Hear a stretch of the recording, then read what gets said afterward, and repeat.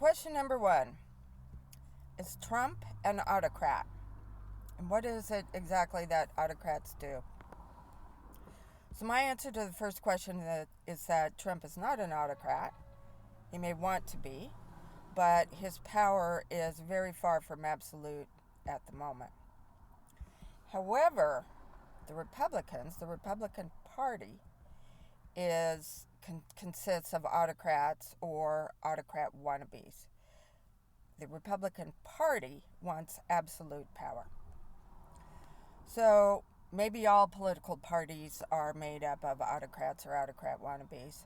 The Democrats, for example, they had an absolutely disastrous ploy to achieve never-ending political power.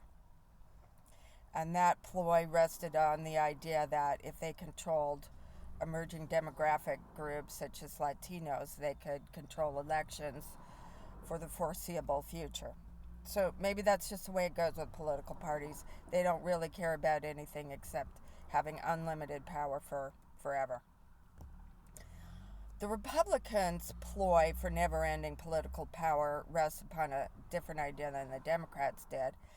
And their idea for never-ending political power rests on the idea that they can cow everybody who is not a Republican, and definitely people who are Republicans, into submission. So that's not quite as stupid as an idea as the one that the Democrats had, but it's still stupid.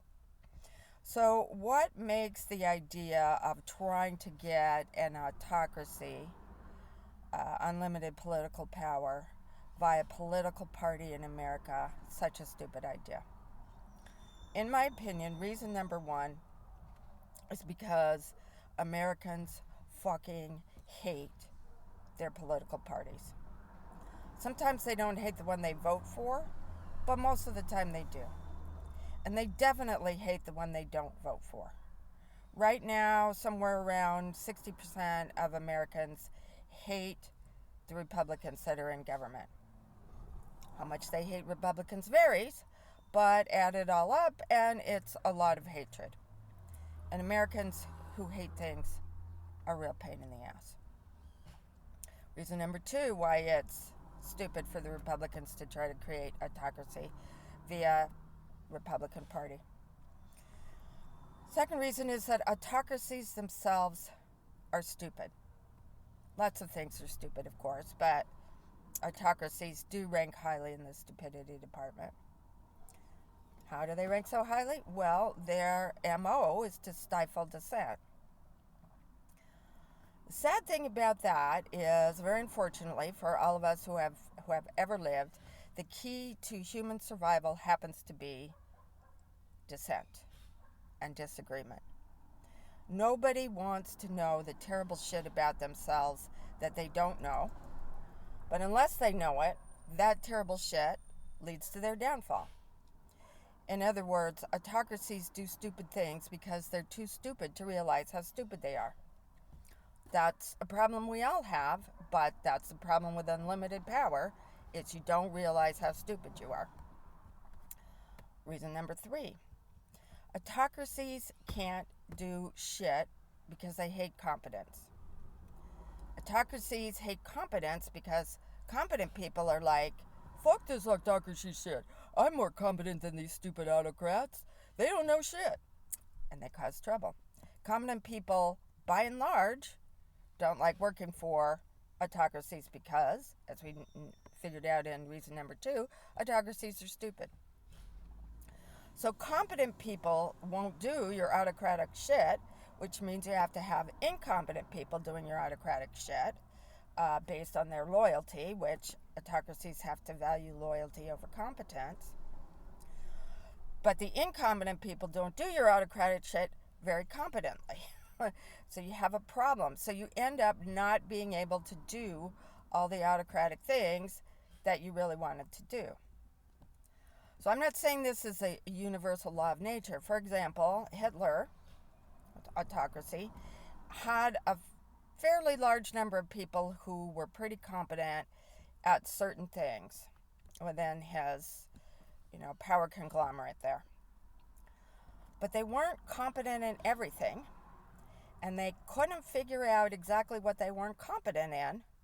So eventually they fucked themselves and died. That's what typically happens with autocracies, unless they happen to keep their goals very narrow to simply being corrupt, which a fair number of autocratic and loyal people are pretty decent at being corrupt.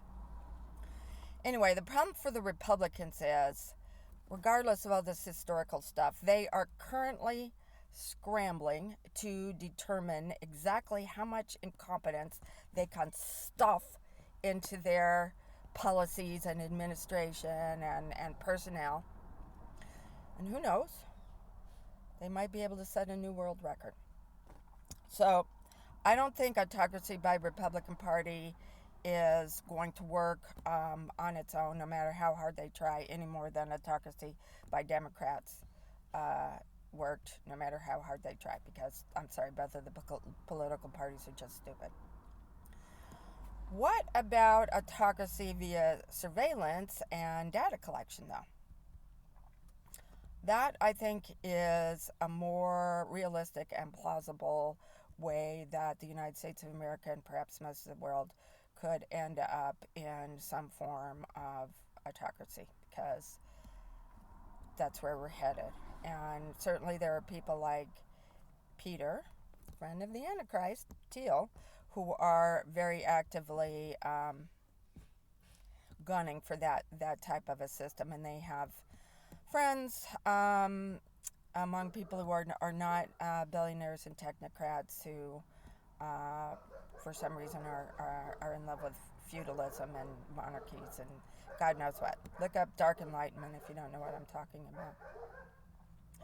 So anyway, tech autocracy is more plausible because there are people that really, really, really want to install it, and they've been working on it for a long time.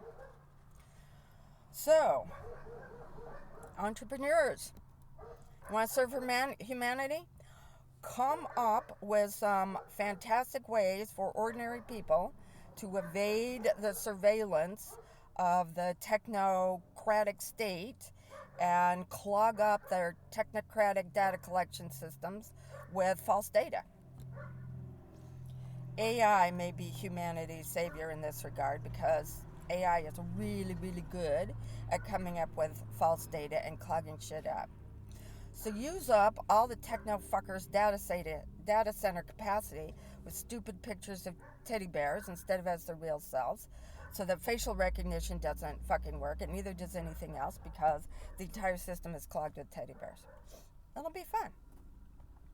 So let the evil techno lords have their paradise turned into one very, very, very long string of error messages. Wow.